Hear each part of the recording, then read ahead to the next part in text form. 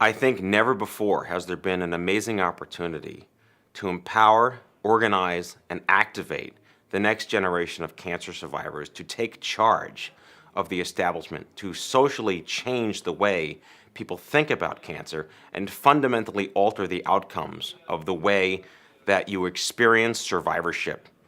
The young adult movement is powerful, it is energized, it is invigorated, it is a force to be reckoned with. A young adult can get cancer.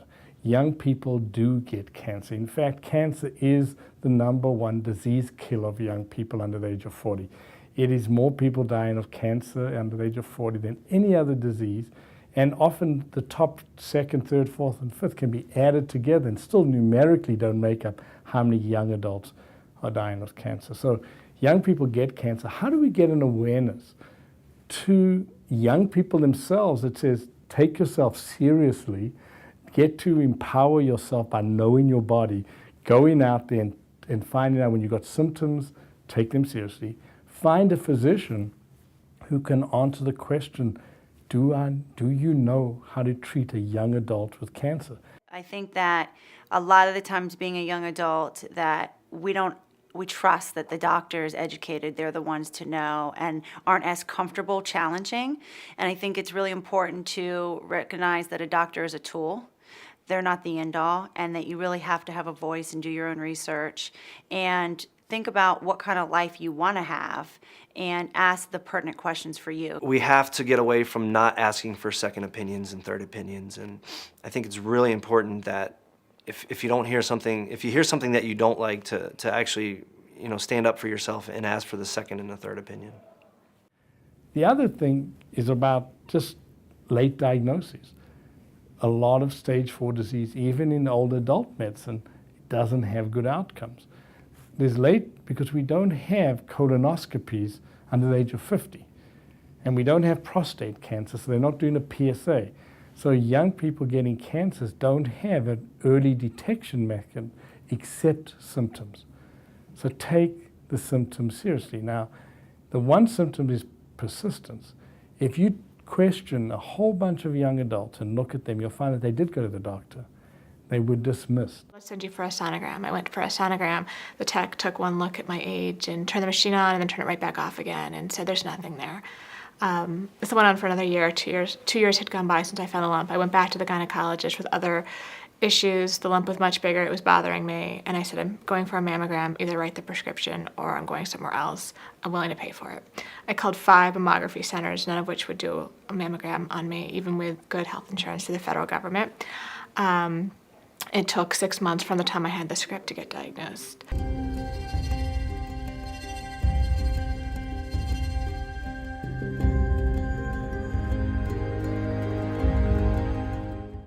The survival rates for young adults with cancer have plateaued over the last 20 years. So when we look at that in terms of the diseases, what we do is we do aggregation of disease. So some diseases actually have improved and some we've had absolutely no improvement. What's the consequences of the cure? What happened to their survivorship? What's it mean to be a survivor of cancer? And there are 2 groups that we deal with. One is the aging in, if you will, or the aging out of a pediatric model of the childhood cancer survivor. They finished, they're going up, but they're coming into adulthood with cardiac disease, kidney disease, anything that they come in. Each disease is left you with a different consequence. The young adult cancer movement wants to take care of those patients too. We understand them, we want to take care of them. The young adult themselves are diagnosed with cancer. We need to think about their survivorship. What's it mean to them? So if survivorship, according to the National Cancer Institute, starts the day you're diagnosed, that means that you need to think about what it's like if the person in front of you is going to be a survivor. And if that person's going to be a survivor, what am I doing to maximize the quality of their life? We call it meaningful survivorship. One of the most difficult things for young adults with cancer is the lack of psychosocial support and peer networking and peer support that's out there. I think that they're a really misunderstood community of people, and there's a lot of stigmas attached to having cancer. So it's really difficult to get back into life after you've had cancer. Everyone accepts if someone was involved in seen a terrorist bomb go off, that would be the most terrible thing, right? If you were around a terrorist bomb and 3 people died, you would put those people in psychotherapy, you'd accept that they would be derailed. Young people sit around hospitals watching other young people die of their cancer. They're in waiting rooms, and no one talks to them about that. For the young adult going through the experience, the greatest challenge, I believe, is isolation. And going through the experience, just like I had, and feeling totally alone. I met 4 other young adults the whole time I was in treatment, and 3 of them died.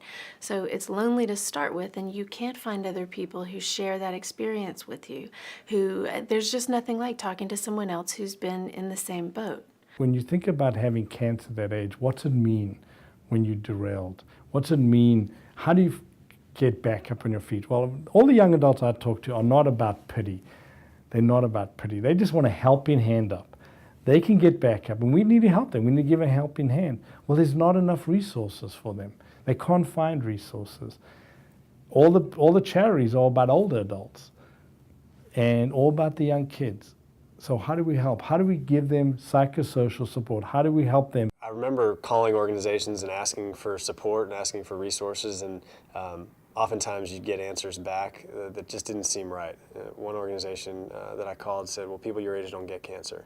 And so all along the experience, kind of I had this thought in the back of my mind that something was strange about that, and that there needed to be more programs and services and support for specifically young adults with cancer. Lance Armstrong Foundation is really unique in that they try to bring all these organizations together.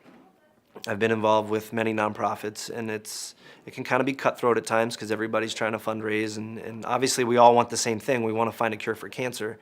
But what really drew me to the Lance Armstrong Foundation was the whole unity and bringing all these amazing organizations together to fight cancer. Through many different paths, I found the LAFYA, and when I found it, I thought, oh my God, where were you on February 28th, 2006 at 4:40 at 5 p.m.? Where were you guys? I would have called you.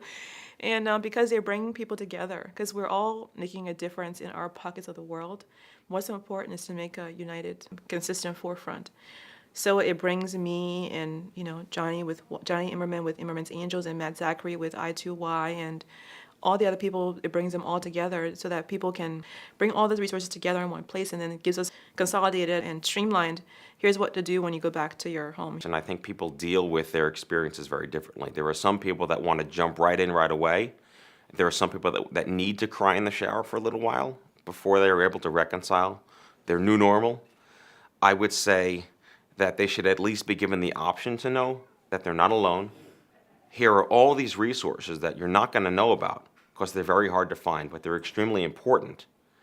And you have an opportunity, again, like Doug Ullman would say, what Lance said, we're the lucky ones. You're a lucky one. You have the opportunity to live an incredible life as a survivor and embrace whatever that's going to look like for you based on these utilities and these tools that we are trying to promote that otherwise would not be heard about. I think cancer, especially at a young age, it teaches you what's really important. It's one of those intangible things that you can't teach someone else until they've experienced it either with themselves or their family. And so I think the perspective is just that you know what's important. You know that tomorrow's not a given, and you try and take advantage of today. And I think for people, when I was diagnosed at 19, most 19-year-olds don't have that perspective.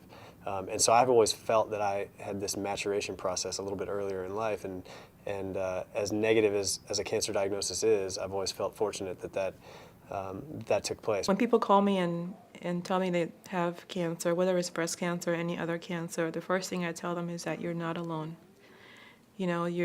You have gotten this diagnosis, and you can use it to create an amazing change in your life. Cancer is a catalyst